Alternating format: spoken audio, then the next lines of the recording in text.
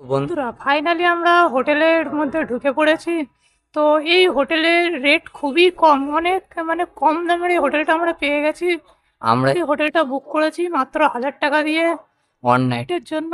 তো আমরা এখন ড্রেস ট্রেস করে আমরা এখন বেরিয়ে পড়েছি, কারণ আমাদের গাড়ি বাইরে দাঁড়িয়ে আছে, আমাদের জন্য অপেক্ষা করছে গাড়ি। কারণ আমরা এখন প্রথম ভিউ পয়েন্টে যাব দেখার জন্য। পুরুলিয়ার প্রথম ভিউ পয়েন্ট যেখানে আছে, এখন কোথায় নিয়ে যাবে আমরা জানি না।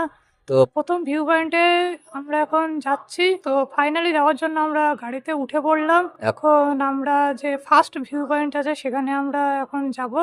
তো এই দেখো আমরা ফার্স্ট ভিউ পয়েন্টে চলে এসেছি অ্যান্ড আমরা গাড়িটা দাঁড় করিয়ে এখন হাঁটতে হাঁটতে যাচ্ছি। জানি না এটা কোথায়, কারো কাছ থেকে দেখি শুনে দেখি জায়গাটা কোথায়। এই হচ্ছে আমাদের গাড়ি দাঁড়িয়ে আছে, এখন আমরা যাচ্ছি।